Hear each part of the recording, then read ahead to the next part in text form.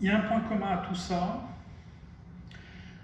c'est la profondeur historique de ces conflits et c'est la façon dont les conflits restent dans les mémoires des personnes, la façon dont ils métastasent, la façon dont ils vont définir et pourrir de l'intérieur une société si la paix n'est pas bien faite, si on est juste dans des logiques d'armistice, si l'on n'est pas dans des logiques de réparation et de compréhension mutuelle. C'est très vrai en Espagne, on a encore 120 à 130 000 morts dans les fosses communes. La France n'a toujours pas pu récupérer le corps de René Lafont qui a été fusillé le 1er septembre 1936, dossier sur lequel j'ai beaucoup travaillé avec mon ami Jean Ortiz. Journaliste du Populaire de Léon Blum, exécutée par les nationalistes. Elle est toujours quelque part, on l'a sortie de sa fosse commune à Cordoue. On a tous parlé de Gerda Taro, parce qu'elle était la compagne de Capa.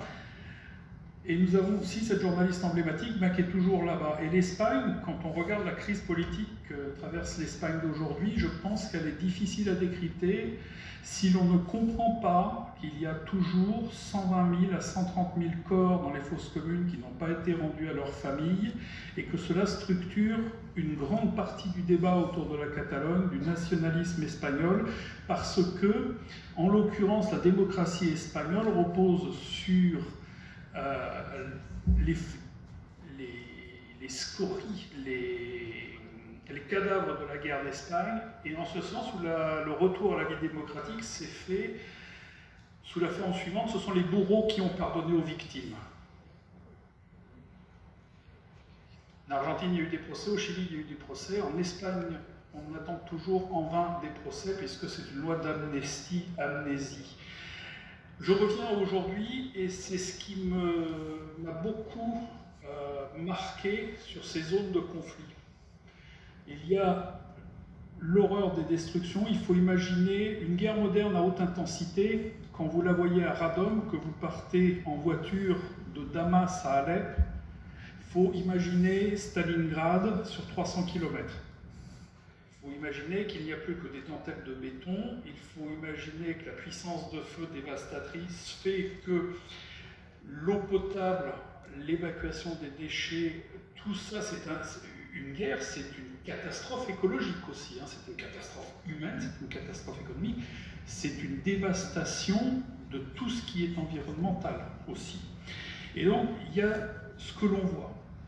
Et puis, il y a ce que l'on ne voit pas et qu'on devine, mais qui s'inscrit dans l'esprit des victimes, des populations. C'est toute la mythologie, tout le discours de la guerre, tout le discours autour des martyrs. C'est le mot qui est utilisé, par exemple, au Moyen-Orient. Il n'y a pas de mort, il n'y a que des martyrs. Et qui va préparer les germes de la suivante. C'est toute cette douleur, tout ce récit qui se fait et qui est récupéré par les pires extrémistes pour continuer à monter les gens les uns contre les autres. Dans ce que vous disiez ce matin, madame, par rapport aux confessions, oui, c'est pas une question de religion. Je prie de m'excuser si je parle un petit peu comme ça en vrac, mais ce à quoi on assiste depuis une quarantaine d'années, c'est la prédation des extrêmes droites sur le discours religieux, sur les monothéismes qui portent en eux des éléments de totalitarisme par la doxa qui le véhicule. C'est un discours d'extrême droite qui s'empare du religieux, qui s'empare des confessions pour radicaliser chacun et faire son pognon avec. Le Liban, décrit par Jamil El-Sayed, ancien patron du renseignement libanais, ce sont des chefs mafieux à la tête des partis religieux. C'est pas mes mots, hein, ce ne sont pas mes mots, je parle sous le contrôle de Gérard Bapt qui assisté à cet entretien. Ce sont des organisations politiques qui se servent du religieux pour mettre en coupe réglée le pays et se partager les décombres de ce qui reste après la guerre. C'est ce qui s'est passé. C'est le paysage qu'on en décrit. C'est donc une politisation des confessions que Kessel décrivait en 1926 par rapport à son livre En Syrie, qui est un de ses premiers grands reportages. En 1926, Kessel dit, parlant de la Syrie, parce que le Liban est tout neuf, en Syrie, il y a 27, je crois, oui, il cite le chiffre de 27, il y a 27 confessions, chacune à rang de nationalité, et les forces de toutes les puissances, le sens de la phrase, les forces de toutes les puissances voisines sont en concurrence pour semer là le chaos, 1926. Bon. C'est un peu le même constat qu'on fait aujourd'hui sur ces lignes de fracture entre empires qui sont tombés, empire ottoman, empire perse, et le rêve arabe, d'une unité arabe. Il y a ça, mais effectivement, sur ces décombres sont arrivées des radicalités religieuses, mais qui sont nourries par un discours d'extrême droite à chaque fois. Par un discours économique aussi. C'est pas pour rien que les États-Unis ont soutenu les frères musulmans, parce que le discours économique des frères musulmans, il est ultra-libéral. De toute façon, il n'y a pas à mettre en place un programme social, puisque c'est la charité qui doit tout pallier. Et c'est Dieu qui décide du programme social. Voilà. Je résume et je reviens à notre sujet. Donc, ces réfugiés, aujourd'hui, c'est ce qui définit les guerres modernes, c'est que ce sont les civils qui sont les cibles prioritaires. On le voit en Ukraine, on le voit à Gaza, on le voit partout. C'est que les civils sont utilisés comme une arme de pression politique. C'est la façon dont Erdogan, avec la Turquie, instrumentalise les réfugiés syriens pour négocier avec l'Europe. Et ces réfugiés, si on ne s'occupe pas d'eux, si on ne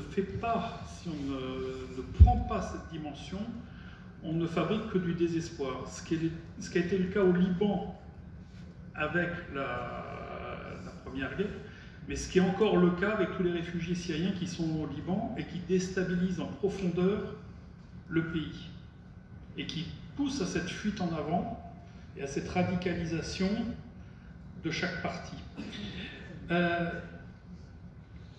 Une personne qui a tout perdu, elle n'a plus que ses morts, enfin, elle a la mémoire de ses morts à défendre, elle a la mémoire d'où elle vient à défendre. Et comment on fait la paix dans ces cas-là, si tout cela se fossilise, si tout cela est instrumentalisé, si de toutes parts, des partis soufflent sur les braises, instrumentalisent les réfugiés, afin de créer des métastases et une déstabilisation globale.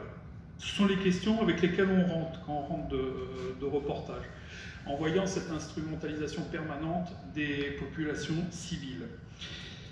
Avant de venir, parce que je vais essayer de noter,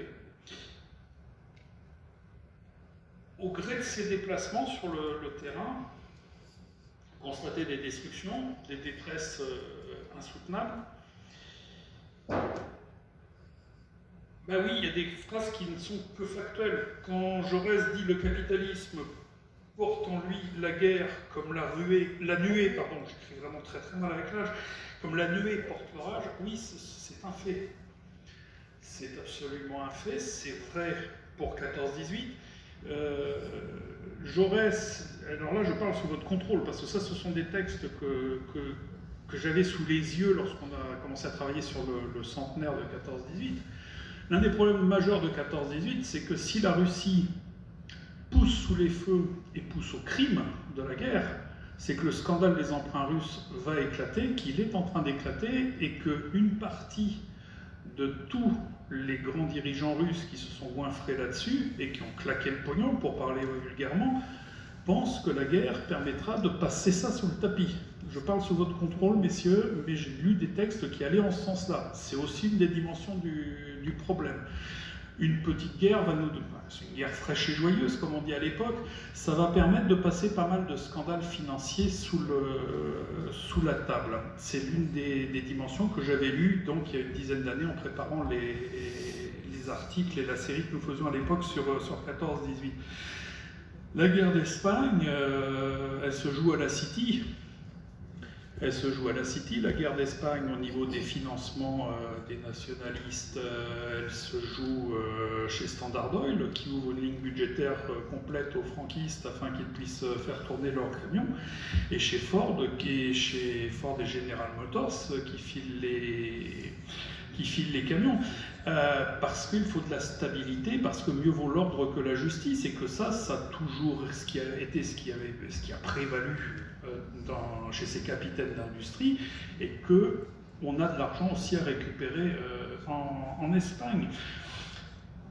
Il a été très pratique de disposer de la Légion Condor allemande et de la Légion italienne pour dire il y a deux grands vilains qui ont aidé les méchants franquistes, ce sont les Allemands nazis, ce sont les Italiens fascistes.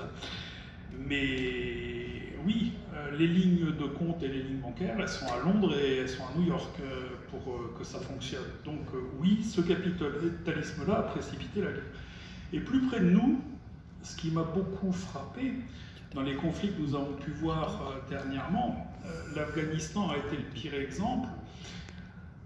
L'Afghanistan, allez, je vais faire un global, je vais faire Afghanistan plus Irak, c'est 2000 milliards de dollars de dépenses.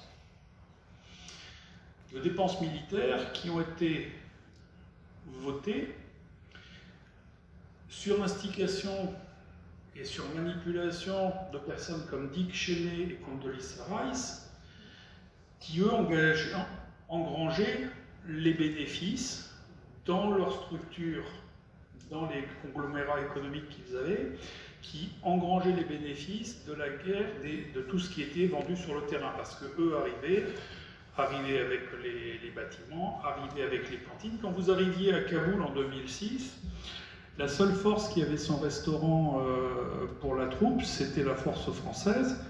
Toutes les autres unités, la trentaine de pays présents, allaient manger au mess américain. C'est pas gratuit, ça ne se voit pas, c'est de l'argent qui rentre dans les caisses. Donc ce sont des guerres qui ont aussi été menées pour des intérêts privés. Directement pour des gens qui étaient au pouvoir à cette époque. Et ça, c'est ce que l'on voit aussi à hauteur d'homme sur le terrain par ce type de détails, en se demandant mais qu'est-ce que j'ai dans l'assiette, qui est-ce qui l'a amené, comment tourne l'électricité, comment coule l'eau dans le camp militaire où je suis, quelle est l'entreprise qui fournit les services, et c'est un énorme marché. C'est un énorme marché. Voilà, je pense que j'ai excédé le temps qui m'était imparti, sans doute. Voilà. Oui, j'étais un petit peu long peut-être, et pas forcément, je peux m'excuser, j'ai pas fait mes devoirs, hein, j'avais pas fait mon truc. Et donc je me tiens à votre disposition pour ceux et celles qui souhaitent poser des questions. Je serai plus à l'aise pour répondre à des questions ou pas que pour vous raconter ce type de reportage où à chaque fois, ce que l'on regrette, c'est qu'on est toujours sur le terrain en train de regarder les conséquences. Et en se disant qu'on n'a pas la photo et qu'on n'est pas en train d'interviewer les vrais responsables.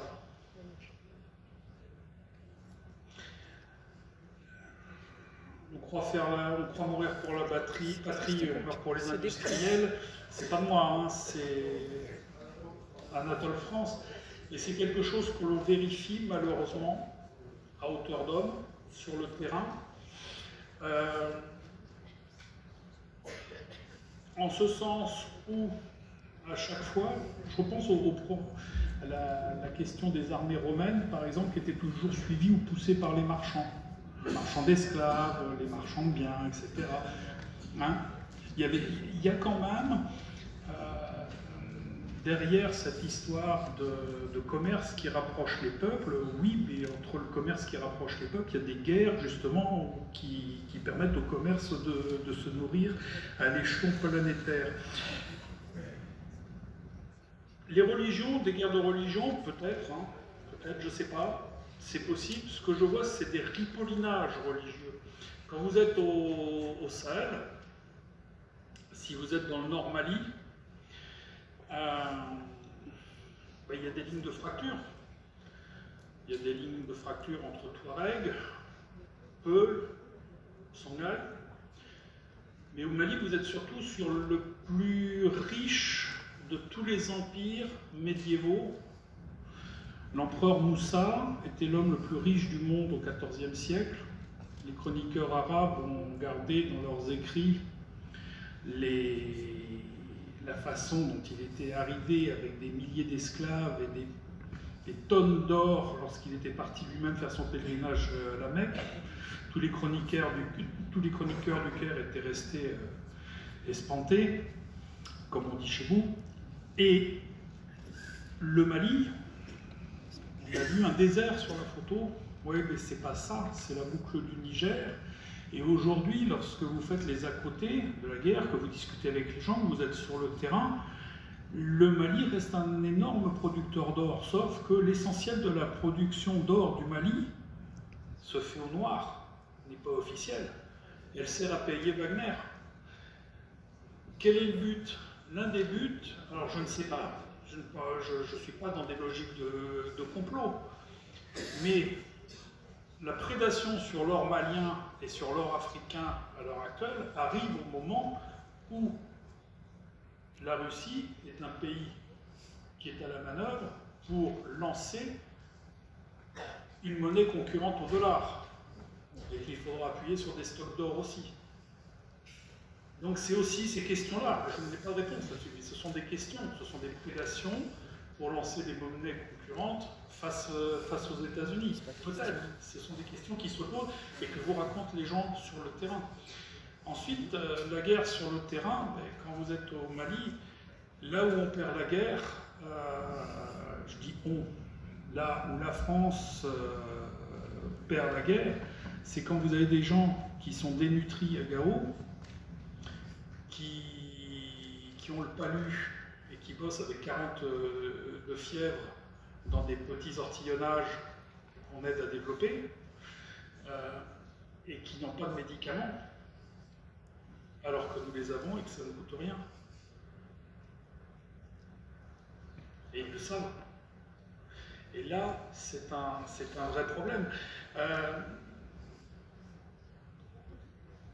Pensez, le Mali, moi, ce qui m'a étonné avec cette opération Barkhane, c'est que sur la surface de l'Europe, je dépasse. Ah oui, pardon. C'est dommage. Bon, enfin bref, 3000 vagues, 4005 sur quelque chose qui est grand comme l'Europe et sur lequel les circuits de trafic sont opérationnels depuis 2500 ans. Donc on pend en vert les trafiquants, on se laisse pousser la barbe et on chasse ceux qui viennent déranger le trafic humain, trafic de drogue, trafic d'armes. Voilà. Merci beaucoup, Pierre.